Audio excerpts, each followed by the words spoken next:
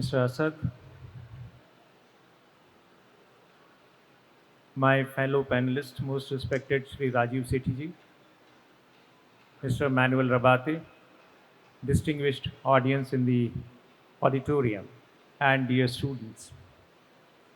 I am delighted to be here in the International Museum Expo, but I am a little frightened to talk about a subject which may not suit for this kind of a gathering, where people are deliberating about the museums.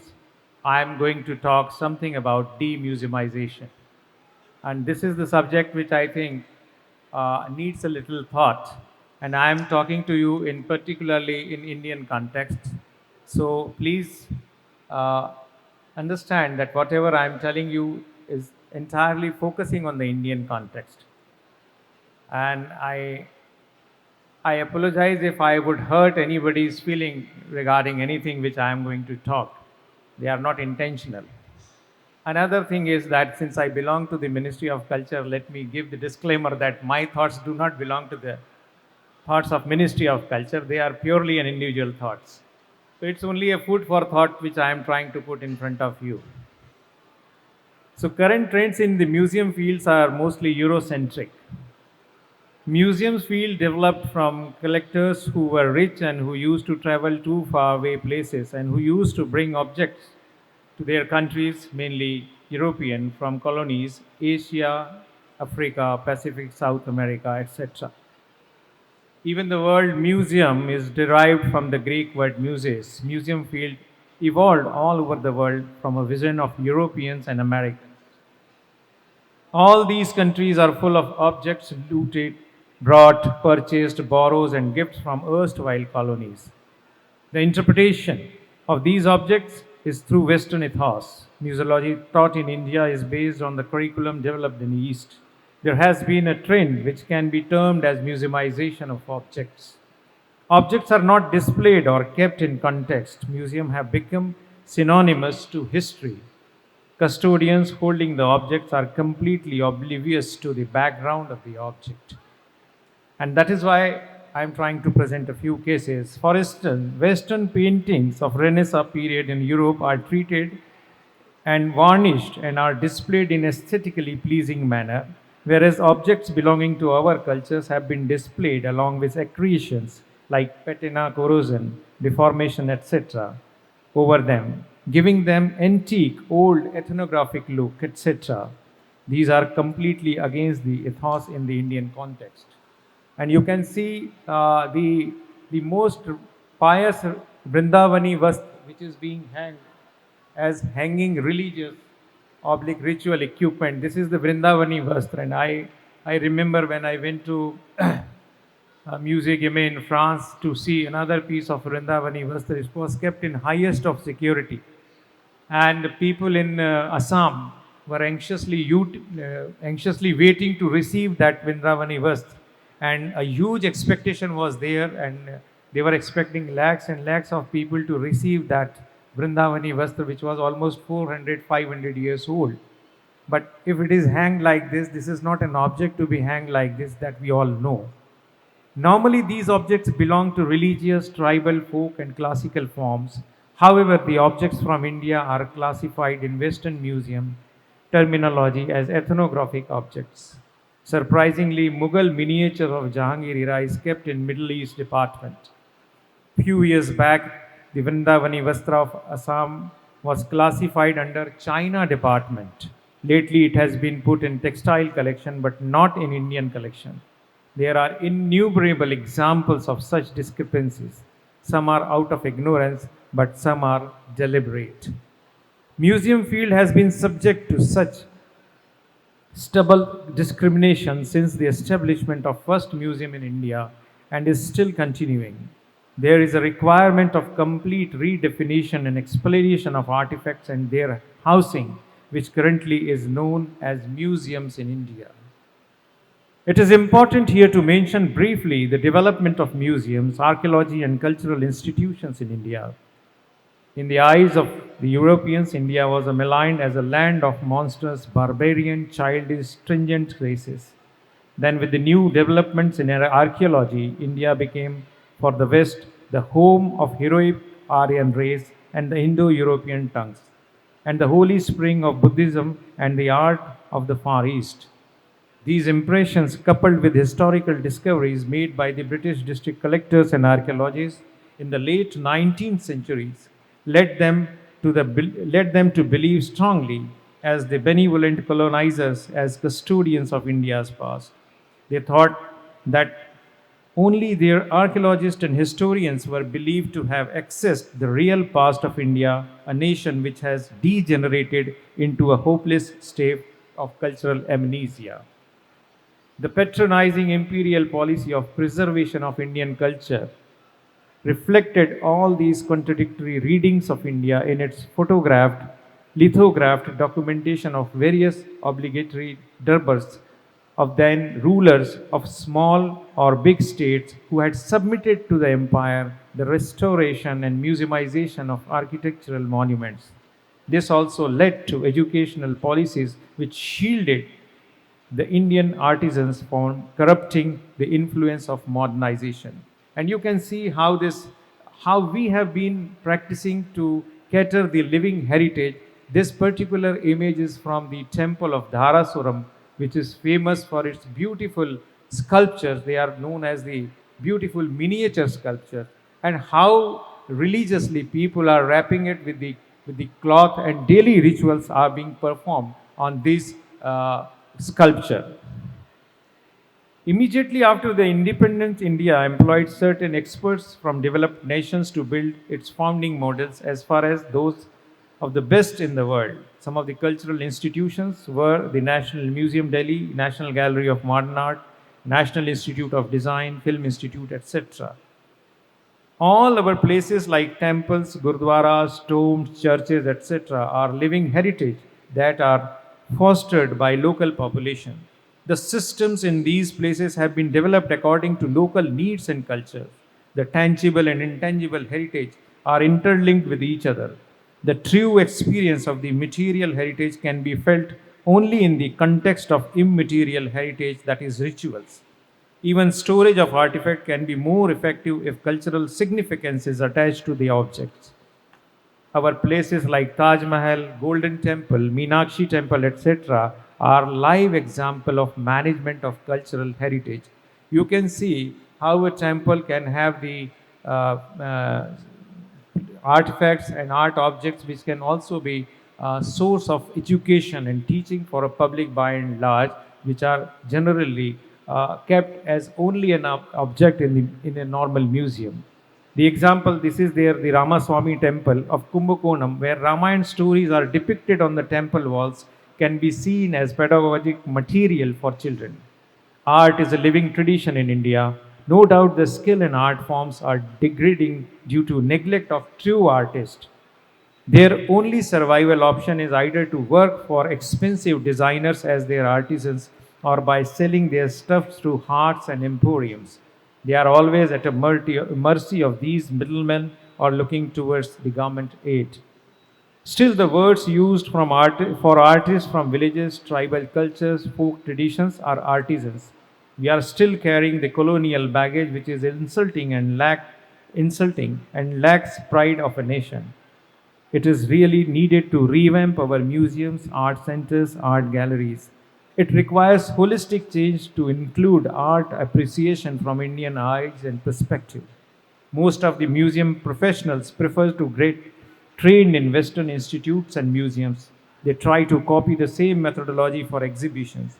Most of the books in museum field which become part of curriculum are written by foreign authors. Even the terms used for museum elements, architecture, building showcases, gallery, etc., are in foreign languages. Museums, as they are currently managed, lack the connection with local ethos. Only few museums in India are visited by local population, such as National Museum, Chhatrapati Shivaji Museum, Bhaulad Museum, Indian Museum, Victoria Memorial, Baroda Museum, Ekbor Museum, City Palace of Jaipur. These visits are associated with the building history and some peculiar objects housed in these museums. However, another 1,000 museums, and day before yesterday we launched a directory of museum which says that we have 1,200 museums in India. Such museums are lying in a state of neglect and their objects or messages are not communicated to the local population. This deprives the local population from having the benefits of understanding and learning from the invaluable treasure hidden in the local museums. If the museums are curated with local perspective and context, it is sure that the people by and large would be able to sustain the museums without any external assistance from the government or foreign agency.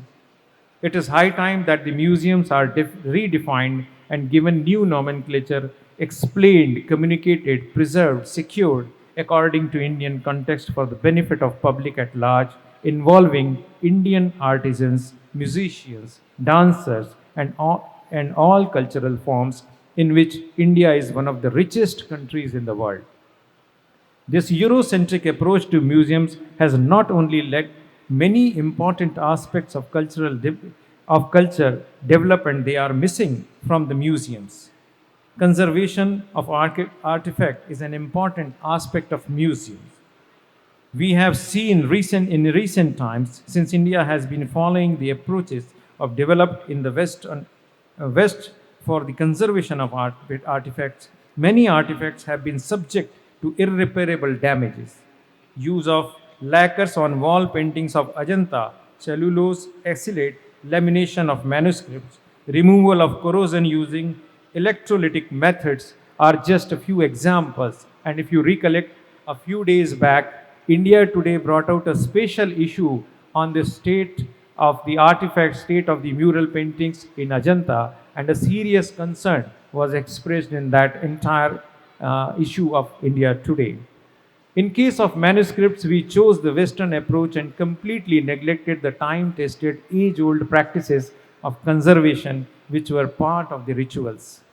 In India, the traditional calendar is different from the Gregorian calendar. The traditional calendars are mainly based on lunar motions, and special days, festivals are earmarked for carrying out rituals, practices to avoid growth of fungus, insects, and other degeneration problems. For example, cleaning of manuscripts on Jyeshtha Shukla Panchami among Jains is a part of the rituals. It helps aeration of manuscripts to keep away insects from and periodic cleaning. Wrapping of manuscripts in red cloth is another age-old practice in India and has kept manuscripts safe from insects and dust. Use of neem leaves, camphor, smoke of samrani or loban, cloves are few examples of preventive conservation being practiced in monasteries, temples, etc. These practices are even used by individuals. And you can see Indira Gandhi National Center for the Arts has been teaching about the process of preventive conservation. And we have done quite extensive research in these fields. Modern museums, archives, and libraries ignored these rituals and adopted modern conservation strategies, which are expensive and not sustainable in long run in the majority of institutions in India. While old age practices, if kept intact, would have saved a lot of important heritage material from decay.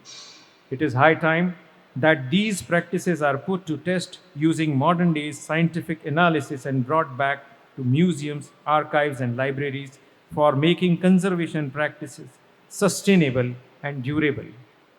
IGNC has been documenting the rituals practiced in different religious places in India. One such example of documentation of rituals of Brihadeshwara temple in Tanjavur. In India and other countries where there has been a continuity of civilization and tradition, it is seen that some of the important tangible heritage has been saved. The main reason for the safeguard of these objects is mainly the rituals and traditions attached to it. You can see the kind of abhisheka which is being done on a temple, and this abhisheka is being done with a well practiced scientific methods. Such rituals are prevalent from generation to generation. The ethos behind care and restoration of the objects are no way similar to the modern conservation as we see today. However, periodical practices, daily, weekly, or annually, if studied thoroughly, we would find logic behind them and intend to conserve these things naturally. The ritual may be termed as curation, and in temples for cleaning the idols and buildings, such curatorial practices are prevalent even today. Name such as Abhishekam, Alepanam, so many things are there which are being done in the temples. These rituals are there to do the conservation. Even the kolam in the traditional style, which is prevalent in South India, they are also to prevent the insects. This is a very beautiful example of insect control in these areas, and this is also eco-friendly. The Indian tradition has been to celebrate art as a part of the daily life. The daily routine of an Indian family involves a lot of artistic activities. Activities like putting rangoli or creating auspicious motifs in front of house has been a part of daily routine. It was never in our customs or traditions to preserve these things in a museum because we had the capacity to create such things on daily basis. Similarly, our temples or mutts had large amount of artworks in form of sculptures, frescoes, murals, or bronze statues. Such things were created to educate and entertain people. The intent was to put these things in daily routine. These places were not restricted to religious assemblies, but were places of social interaction and artistic displays. When we see exquisite murals created in Brihadeshwar temple, we realize that the entire history has been depicted for the knowledge of the common people. Unfortunately, today you are not in a position to see those murals which are there in the Pradakshina of Brihadeshwar temple because there has been experiments of conservation which are not done in the traditional Indian manner. So they have to now close the gallery for the benefit of the people. No one can see those galleries. Even the Ajanta cave paintings are not only piece of art created for the benefit of future generations, but are contemporary narrative of these days. Golden Temple entertain lakhs of people every day. Many of those come to learn and understand crux and essence of the religion. Sambet Shikhar in Giridi allows people to realize the ethos of sacrifice and devotions. We have never been people who would condense their piece of arts into museums and restrict for selected few. Our purpose of art has been very democratic and liberal. We believed in keeping our arts available and open because for us, our religious or social places were also the places for display and discuss art. To conclude, it is important that we come out of the colonial mindset and try to present Indian heritage as per rich and diverse tradition of our country based on the principle of Vasudhaiva Kutumbakam.